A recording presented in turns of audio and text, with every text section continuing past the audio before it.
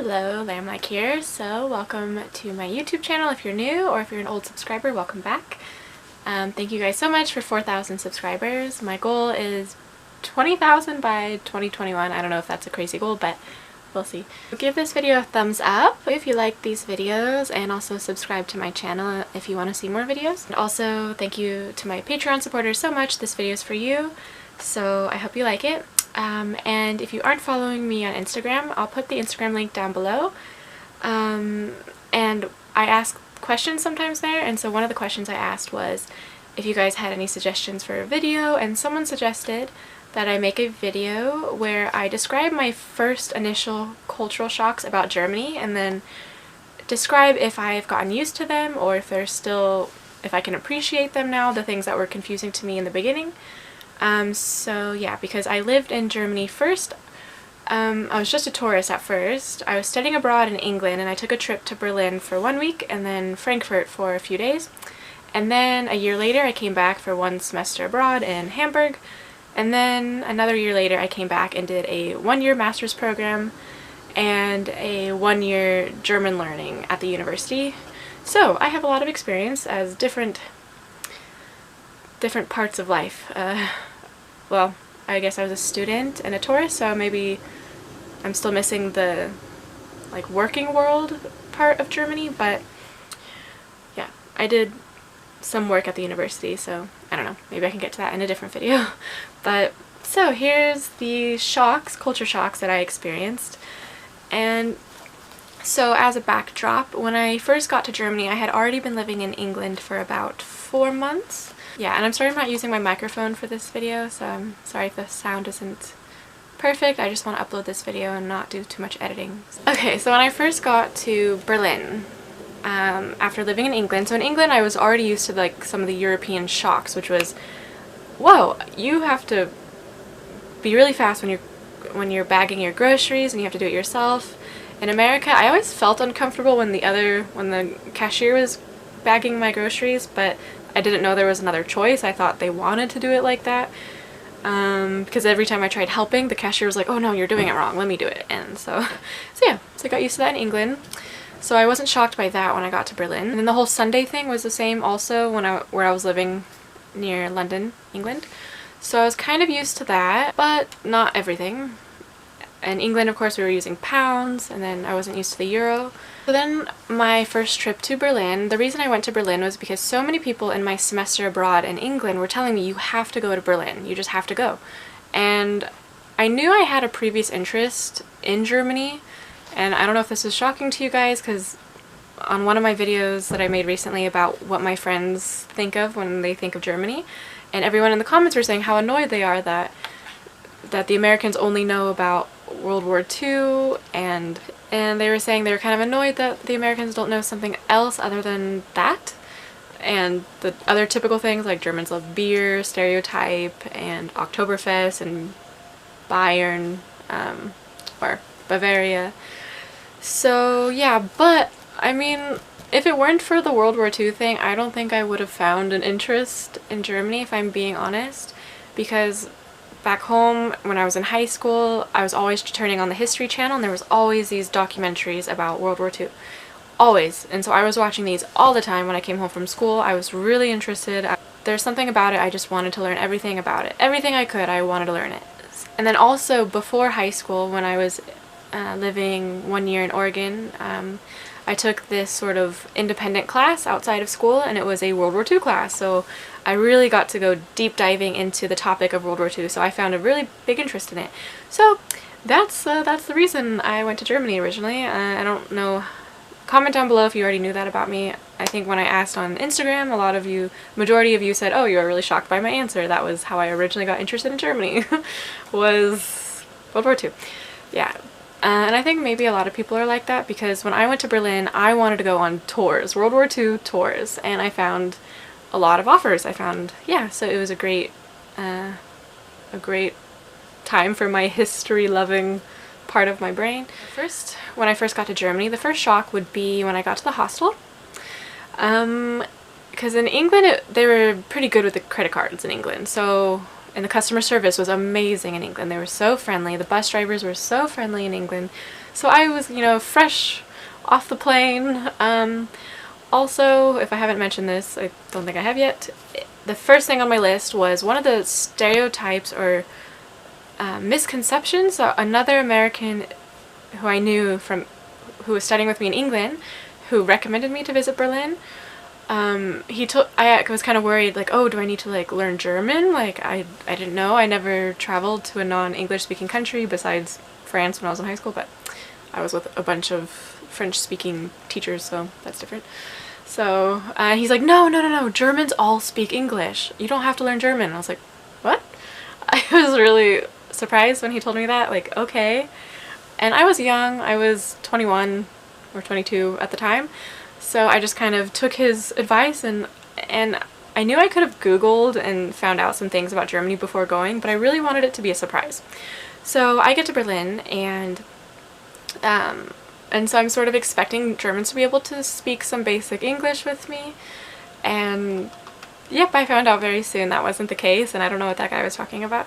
I think what he was saying was if you're in an emergency, you'll find someone around you who could help you. I think that's what he meant, because that's true. Like, so many Germans can speak basic English, but you'll find instances where that's not the case, of course. It's a foreign country, and I think as an American who, you know, we don't have besides Mexico, we don't have close by non-English speaking countries in America. So growing up, it was kind of a shock for me to learn about other countries, and like, oh my gosh, there's these other languages. I was so interested, and yeah.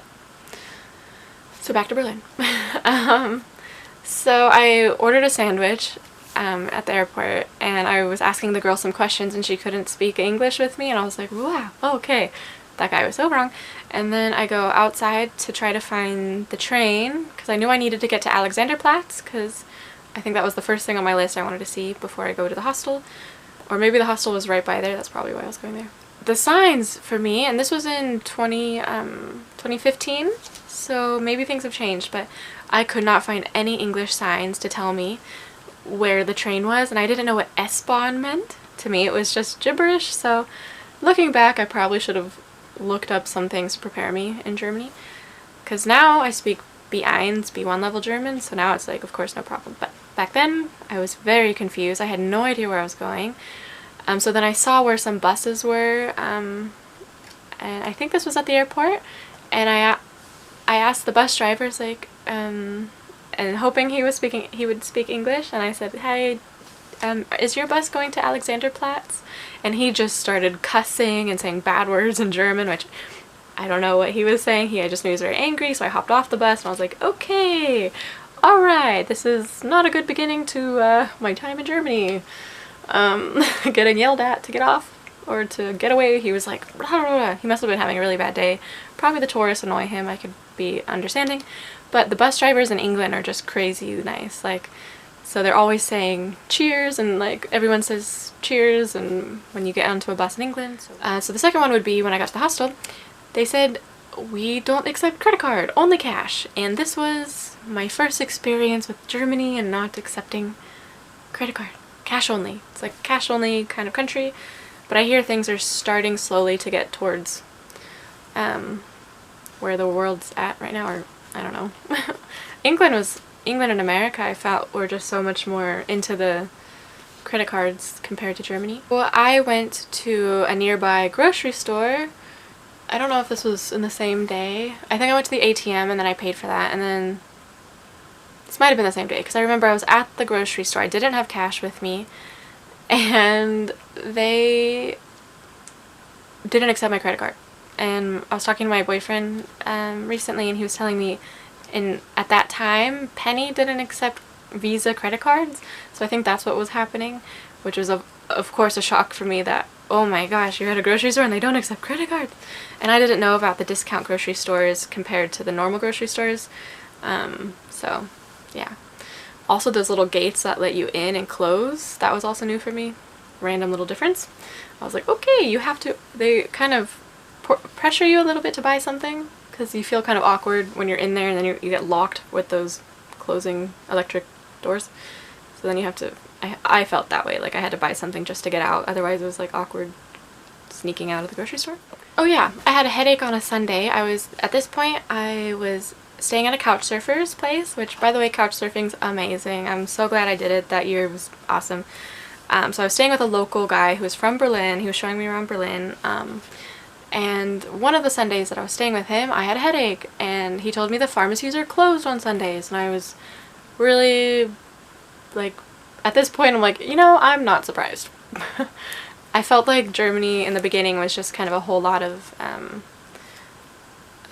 inconveniences, but mostly just with the cash thing. And like America, you can buy everything in one grocery store. You can buy your medicine in one grocery store, like you don't need to go to ask a pharmacist for your medicine. But looking back now, like, it's something I just got used to, and it's not that big of a deal after living in Germany for so long. And at the time, I don't know why he didn't tell me that we could have found one open pharmacy if we wanted, but I think we just decided for me to drink water or something. And I do appreciate the Sundays are for chilling thing. It's very nice that the whole country can chill out for one day out of the week. I think it's a really healthy cultural thing. And then with that couch surfer, we started talking about college. At the time, I was really proud. I was going to one of the most affordable public schools in California, so he was asking me how much do I pay per semester, and I was like, oh yeah, I only pay 3,000 something per semester. And I was expecting him to have sort of a, like, oh wow, that's not that bad type of reaction. And that's the moment I learned, when he told me that in Germany, the public schools at least, I know there's some private schools that charge tuition, but the public schools don't charge tuition. You just pay the semester ticket, which is your free traveling around the whole city thing, which is awesome. Public transportation's awesome in Germany. Also a culture shock for me, loved it, so convenient. So that was convenient part of Germany. So, and that was the moment where the light bulb went in my head where, whoa, I think I want to come here for graduate school. And I don't know if that sounds bad because I was like, ooh, free, I don't have to pay for it. But it wasn't just that. It was like I was really loving Germany. These tours I was going on were so interesting. I was meeting people in the tours. I was having a great time in Berlin. The music was amazing, and this couch surfer was playing Paul Kalkbrenner, which I'll put the song down below in the description box. And I think if you're German, most Germans I feel like know this song. I even hear it when I'm in random places in Germany, and it just brings back all these emotions. Like, the song that really stands out in my head was Sand and Stone. Like, it just evokes this emotion from you. Yeah, so the German techno electronic music is just amazing, and it's nothing like I've ever heard from where I'm from in California. Like, we just have kind of club music and remixes of popular songs, but I don't hear this sort of handmade electronic music. It's amazing in Germany. So yeah, that was a really good cultural difference. And so yeah, that's why I decided to, for the next semester, I found out from my university, the university in Berlin, I had to speak B2 level German, which was not going to happen, of course, not in that short amount of time.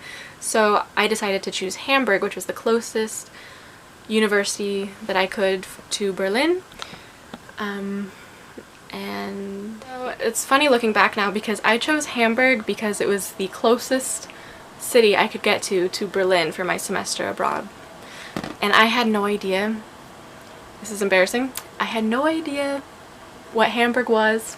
I didn't know this was a giant city. I had no idea it was one of the largest cities in Germany. All I knew was I wanted to be near Berlin. And that's really embarrassing looking back because now I've lived in Hamburg for one semester and a little bit more. So now I know it's a very large city. It's an awesome city. Possibly, I don't know, it's totally different than Berlin, so I don't think you can even compare them. They each have their great points to them. So another thing was there's no Uber. That was, I found really annoying in Frankfurt. I was going to the World Club Dome music festival, and I was like living my dream going to these music electronic festivals in Germany. And I had to go through a forest and take a taxi, and it would have been so great if I could have just gotten an Uber, but in Germany I think the laws are pretty strict on these. But I found out there's this app in Germany that's similar to Uber. Well, actually I think they changed the name, and I used it in Oldenburg. It's called My Free Now. I don't know, it was sort of similar to, it used to be called something else to do with taxi. I don't know why they changed their name to that. But oh yeah, the guy from Berlin, he was using the tool to put his shoes on, which I never seen that before either. I don't know if Americans have this too for their business shoes, because I heard it's a business shoe thing. And then he also made me some typical German meals. Like, I think we had potatoes and the bratwurst, and he also showed me the currywurst on the street, you know. He showed me falafel at the doner kebab place. Like, I'll always have this memory of walking down the street, and it was really hot, humid summer in Berlin that year in 2015. And we had the doner kebab. We went to the airport that was closed. Maybe you guys know who are from Berlin. So this was like from World War II, and they like closed this airport down so it's not used. I don't know what it's like today because that was in 2015. Maybe they're using it again. I don't know. But yeah, it was really kind of creepy because there was all these people had their picnics out on this deserted airport with all the weeds, and the grass was really long, and it was a cool experience. Like, as an introverted person, I of course love the independence and the like how much you don't need to actually talk to people in Germany to go about your way throughout the day. It's very nice for an introvert. Hamburg semester abroad. Here are the cultural differences and if I'm used to them or what my opinion is on them. Right, so orientation week. This was so different to me than England. It was so organized in Germany. The students who were in charge of the orientation week in Hamburg were so great. We had a whole week full of planned activities. This was perfect for me as like an introverted person to like get to know everyone and make friends. It was great, amazing. And yeah, so we did the like, what's it called, the tour, the Stadt tour, and my really extroverted friend at the time, she asked a stranger to take a photo of us. It's really funny at the time. I think I told this story to my old YouTube viewers, and I think this German was just like, okay, this is probably the weirdest thing that German had ever experienced, is what it seemed like. But all these foreigners, just, he's holding the camera, and all the Americans had forgotten, or it was actually a mix. Some Americans, some Australians, some, I don't know. Our group was very diverse. But on to the cultural differences. Okay. I mean, the personalities of the Germans is for sure a culture shock. I don't know, for an American. I'm an introvert, so I don't really, I know I say that word a lot. I'm using that word way too much. Because I'm also extroverted too. I felt very comfortable in Germany, so that part wasn't a shock to me, the personality. And I see a lot of other Americans talking about Germans staring. There's something about Germans just staring at you. Honestly, I've never noticed that because I think I'm also staring. Maybe that's why I haven't noticed it. I don't know. I'm always people watching and curious what everyone's doing, what they're wearing, how they're acting.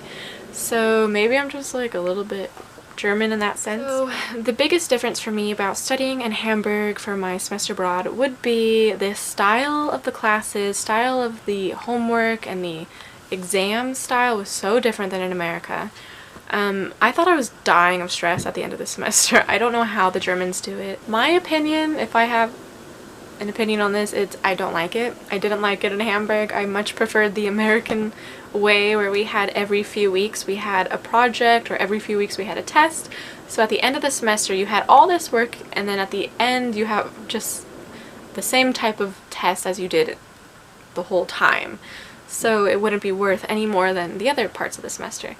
But in Germany you have no work and you're expected to just study for everything yourself, so you have to be really good at being motivated and self-discipline.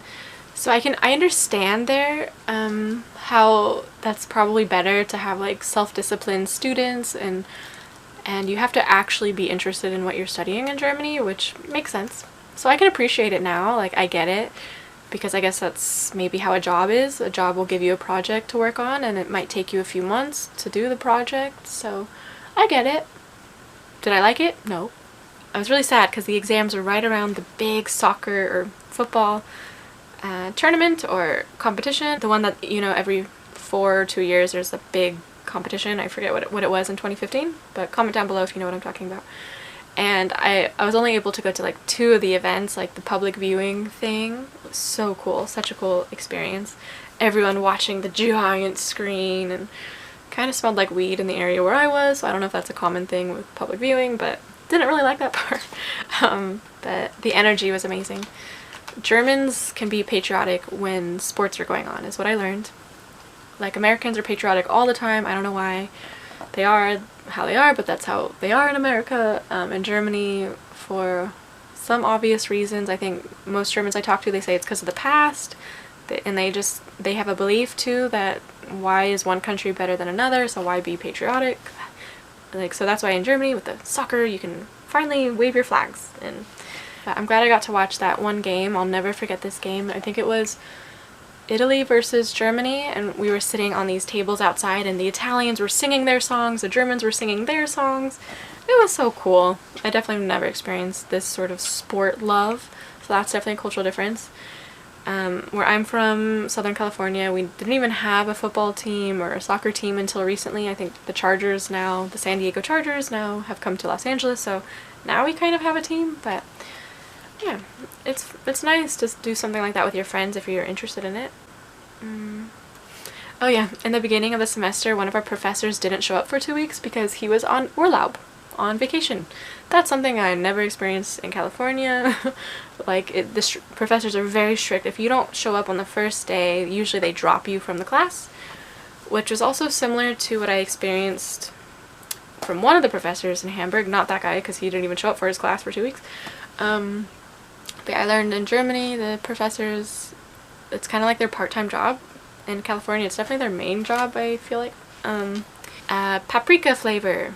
Big difference. When I was craving my barbecue chips, my sweet barbecue chips that seems to be a popular flavor with Americans, I did not really find that in Germany. You find paprika, which is bell pepper, in English, and yeah, I think I grew to love it a little bit, but I don't know. To me it tastes very plain, kind of boring, but Germans love it. So I felt like the diet in Germany was definitely in general healthier. You don't have as many fattening options, so I definitely think lost some weight in Germany, which was good. The dark bread, that was new for me too. I also grew to like that. At first I thought, ew, it tastes so healthy and it's so heavy and bleh. I did not like it. I always thought good bread meant squishy, really squishy bread. But then I learned from my German friend, like, oh, no, actually you want the bread to be hard because then it fills you up. There's a purpose for it. I just thought it was for taste. I didn't think that there was, I don't know. So I was like, oh yeah, I'm much more full. Okay, the next on my list is Oldenburg. Living as a master's/German student in Oldenburg, so that was a different experience for me. The biggest thing I thought of my life in Oldenburg was the mail. This was different because in California they just leave your mail on your doorstep, or it depends where you live. If it's a house, they leave it on your doorstep. If it's an apartment, usually there's like a mail room at your apartment complex and you can go pick up your mail at the mail room. So it's always close to you and yeah, convenient. America's all about convenient. Americans don't like to go very far to get their stuff. So in Germany though, your mail goes to like a nearby post office place, which if it's nearby to you, it's convenient, but in Oldenburg, the closest post office place was not near to me. So I found that to be pretty annoying. And then once my package was lost, and that was horrible. There was this one company, I forget the name of it, but this company works with England pretty often because I ordered something from England.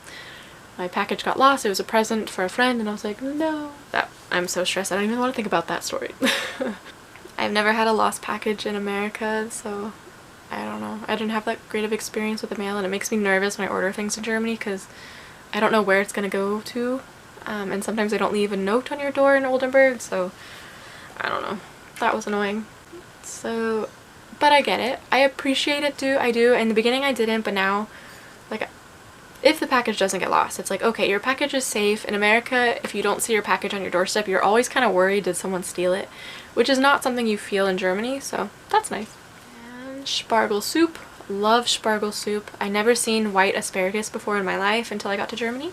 Though, my mom did tell me that we have the white asparagus here, I just never noticed it. I don't know. Yeah, so I love that. Super creamy, delicious. Bremen had a really yummy asparagus soup place that I went to. Partying in Hamburg at Ubungefährlich, and then waking up to go to the fish market. It was just for sure a culture shock for me, this partying until the sun comes up.